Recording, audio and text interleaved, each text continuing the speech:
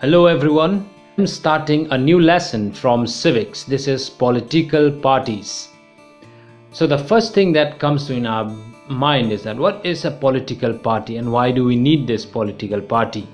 Now, is it very necessary that we should have political parties? If yes, we need political parties, then how many parties should we have? Then why the political parties are divided into national and state? Why not all are national? Why not all are state? Then how many national parties we have and how they are, why they are known as national party, how they are made as a national party, why the state parties are known as state parties, why not the national parties, right? All this question arises in this chapter. And then we will also try to see in this chapter that what are the challenges that the parties faces, the political, what type of challenges they faces. We will study this, and then we will also try to see that how can we reform the political parties. So first of all, let us have a small discussion about political parties. Now, whenever we talk about political parties, the first thing that came in your book also is a topic which is known as why do we need political parties. Very simply we can say that if you move around any part of this country, okay, there are many people who are illiterate. You go and question them, do you know about anything about your constitution? They will say no, we don't know what is constitution. But there will be some chances that these people, those who are illiterate, may be very seriously following some national parties or the state parties. They know many things about the national parties or the state parties which we may also not know. So most people, they tend to be very critical of the political parties. Means, these people, they are very much a fan of the party, that if you say something about that party, they will just stand up to fight with you also. Sometimes at times, if you blame some party for doing something wrong, you will see that these parties, those illiterate people, will stand up and they will try to make you understand that why this party is good, and they will always bring out something which we never have thought. So in that way, this is why we can say that political parties are the only visible institution in the democracy. Now when you say democracy, we all know democracy means it is a part of the constitution which gives us our right, and whatever rights you talk about, you will not be able to see them, right? But political party is something where you say that right to elect your members representative. You can see the members, you can see your representative. But if you say right to speech, right to think, right to celebrate, when I say all these things, these are all our rights only. So we can't see these things. Yes, we can feel them. So because of that, it is said that this is the only institution in a democracy which is visible, right? So now first of all, a question that you can write for this is the small question, that is the definition of it. What is a political party, or what do you mean by political party? You can see it is written, a political party is a group of people who come together to contest election and hold power in the government. So as you can see, it's written very nice and clearly. Okay, so this is what we are talking about. It's a party where a group of people, when it's a group of people, means a party will not be formed by one or two, but quite a number of people are there in this party, and they come together to contest election so that they can have, or they can gain some power, and they can form a government, and after which they can run the country or the state. These people who come together, they always have the same policy.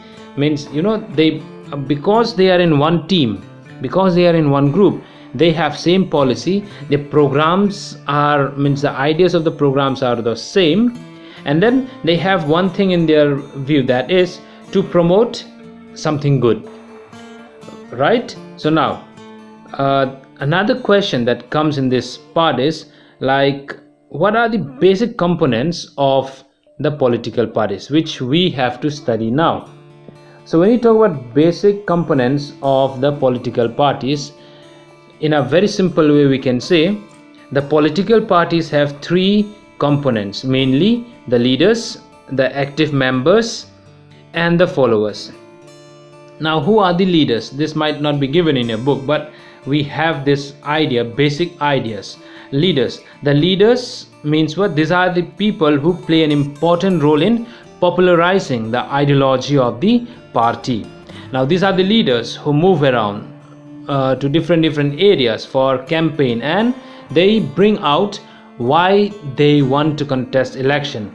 They used to bring out their ideas. They used to share the ideas with the people, that if these people were elected or these people are elected, they will do this, they will do that, they will bring something good, they will try to remove something bad. So in that way, the leaders always try to boost up the the people's way of thinking so that they can get more votes, right? Now the second one is that active members. Now, who are these active members? Now, at times what happen is that the leader, whenever there is a leader cannot reach each and every area very very quickly. At times what happen is that he is holding a rally in place A, and his followers, when say his active members means those who are part of that party A, they also had a meeting in other place.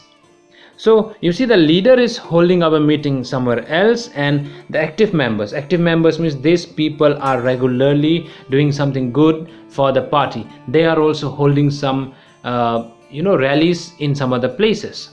In a most simple way, if I tell you, our prime minister, our prime minister is holding a rally in one area. So he is holding a rally on behalf of his party. Now, at the same day, at the same moment, another man from the same party is holding up a rally in some other place. So what is the idea behind this? The idea is very simple. That means leader cannot reach here, but I can give you guarantee that what my leader wants is this, what my leader wants from you is that. So in that way, the active members try to collect the people together and try to tell them that his leader wanted this and that, and he wants to tell them, the active members wants to tell them that since the leader is busy in one place, he is holding up one meeting out there, since he cannot reach, we are here for you. Okay, this is done because a leader is a single person and he cannot reach each and every village within the stipulated time.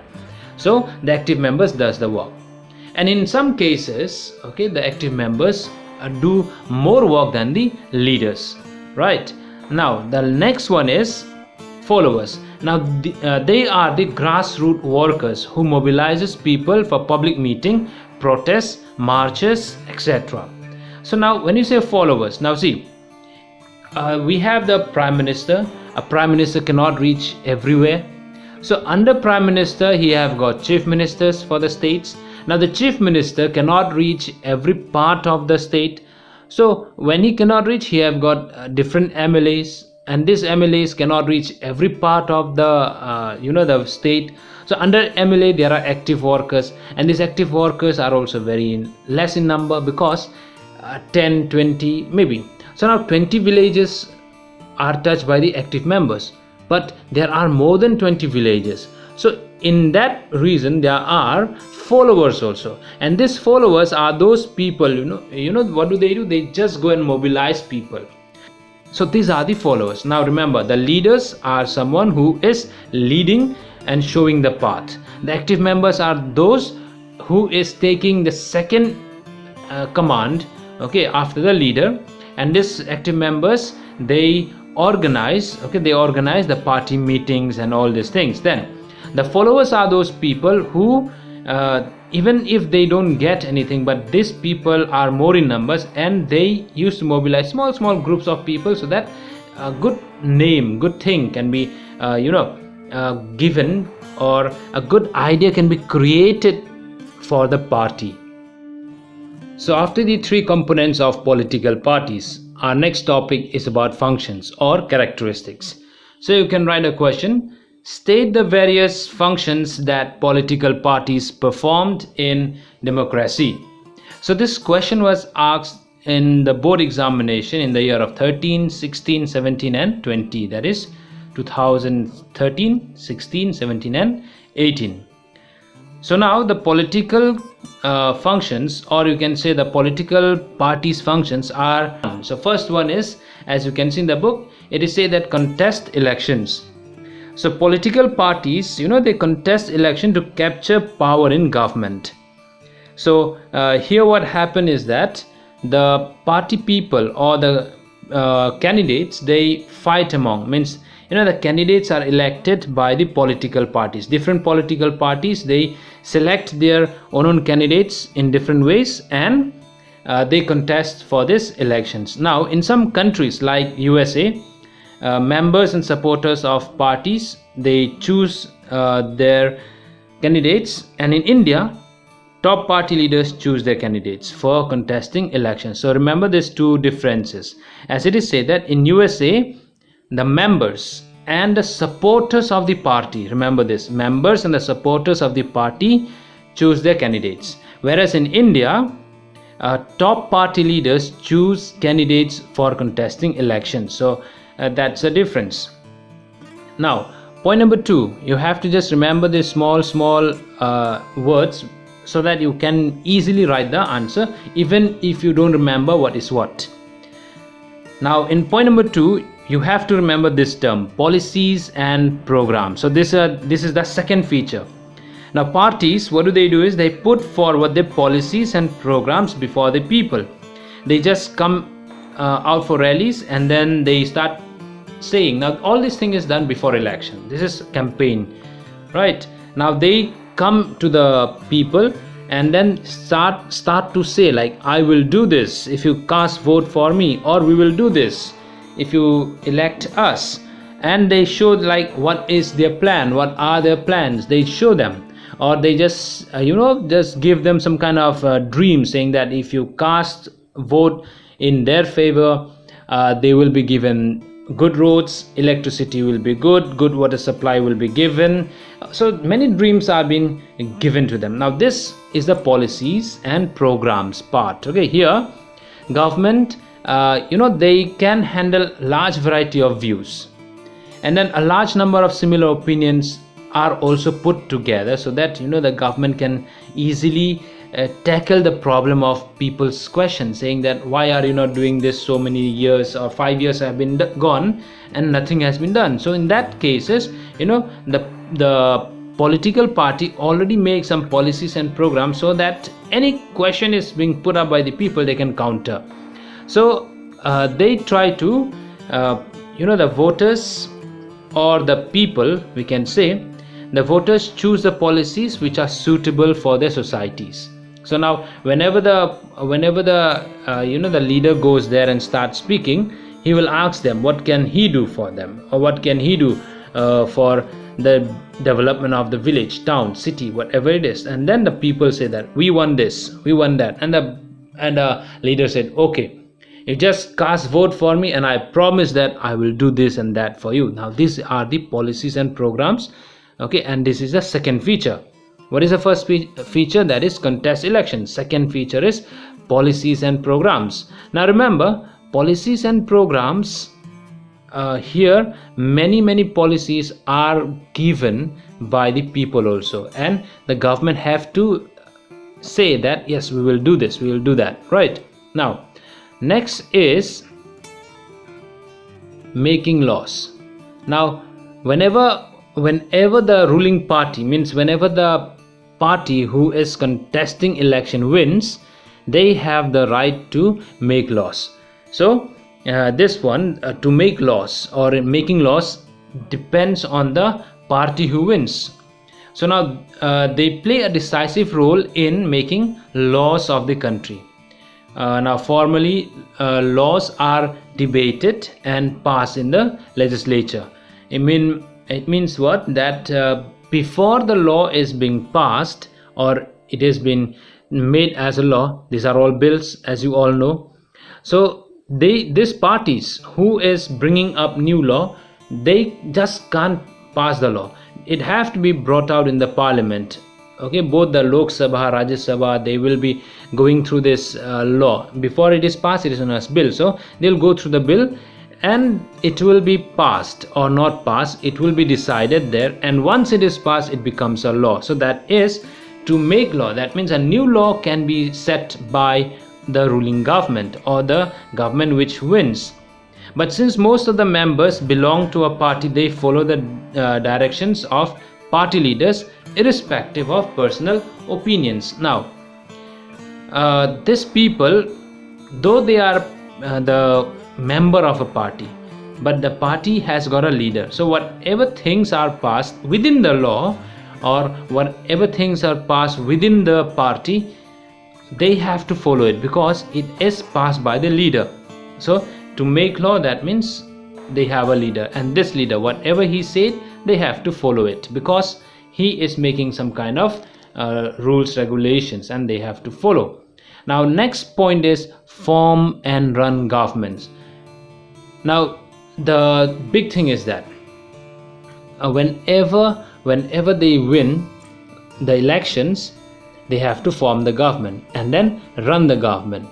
So the big policy decisions are taken by political executives, and these are the executives who run the political parties. So it's a very simple thing, means whoever are elected or whoever wins, they have to decide like how to run the government and then how to form the government. They will select, or among themselves they select the best person and they'll give them the seat, saying that you take on finance department, you take on the sports ministry, you take some other ministry. In that way they will decide it, and after this the government will start running, right? So point number 1, 2, 3, these are all about till 4, these are all about the ruling party, we can say, means the one who is winning, except point number 1 where it is said contest election. Contest election means a common feature. All the parties have to contest election. Point number 2, policies and programs, make law, form and run government. This falls under ruling party. But now point number 5 is the work or characteristic of a opposition party. So now role of opposition. Now what does the opposition do? Very simple way, I'll just tell you what is the role of the opposition party. Now anything which is done, for example, as I am teaching you civics. Now when I teach you civics, I am making a video, for example, and I am sending it to you. As soon as there is no competition, I will keep on making the video as it is. But now if someone says that your video is very bad, his video is very good, so now there is a competition, and in order to remain in competition, I have to fight for that. Now in order to fight, I have to produce best videos, right? So what is the role of opposition? Opposition does what is that they always try to criticize the work of the ruling party, and they always try to bring out some kind of flaws. It means whenever something is wrong, the opposition will pinpoint and saying that this is wrong, and the ruling party have to correct that. So the opposition always criticize the ruling party for their failure or the wrong policies, and because of this criticism, the ruling party try to work in such a way that there should not be criticism from the ruling opposition party. Means if there is no one to speak about, the party will continue to work in the same way. But as there is someone who always stops them, always interfere in their work, so the ruling party will try to say that we should not give any chance to others to pinpoint, to raise fingers. So because of that, the ruling party does its work properly, right? Now point number 6, it is said that shape public opinion. Now what is this shape public opinion? Now parties issue political literature regarding important problem faced by a country. It also helps in organizing and educating electorate, means the people, and then because it tries to educate the people, it helps in molding public opinions. Now whenever election is on its way, now there are some people who always try to issue some kind of paper. As I told you, political literature means there will be some kind of papers, there will be some kind of journals and all, on which it will be written like which minister have this, that, which minister have got some problems, which minister is doing his work properly. So many literature will be passed. And then another thing is that there will be many literature will be written. When I say literature, don't think that what you study in your schools, magazines, this, that. Okay, in those things it will be written that this minister have done something wrong, and now we have this mentality that okay, he have done wrong, so let's see next election what he will do. So we have a target saying that this man, till now there is no wrongdoings for him, so next time we will surely cast vote for him. If there is a person, he have done something wrong once, but other 4 years he did not even come into news, but he had done plenty of good jobs, means it's our duty to elect this type of people. So this thing, characteristics, means one way what the political party needs or features. So one feature is that shapes public opinion. Whenever there is a political literature, it tries to mold our brain, it tries to correct our brain, and whenever it is corrected, we prefer to elect the right person, or we try to throw the wrong person out. So that is point number 6. Point number 7 is access to government machinery and welfare schemes. So here it is said that the many things are implemented by the governments. Now ordinary citizens, they cannot easily reach the big leaders.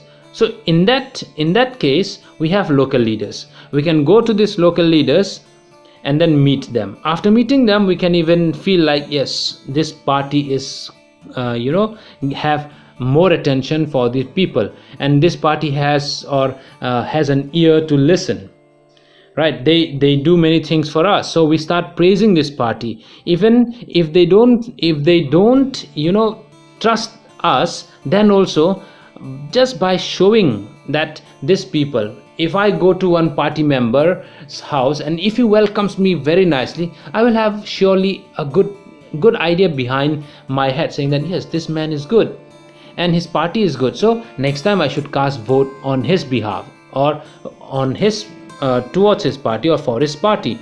So in that way, we can have different types of ideas. This is done because of some local party leaders, and these local party leaders are someone who is actually a part of the government, and we have the access to go to his house. Now parties also have to be, as it is said, that responsive to the people's needs. Now whatever the people need, whatever the people demand, the party should give. And if it is given, that means that party is a well equipped party, who always ready to do something for the people. And otherwise, if they don't listen to people, and if they don't respond to people's needs and demands, this party will be rejected by people, and there will be no more chance of winning in the next election, right?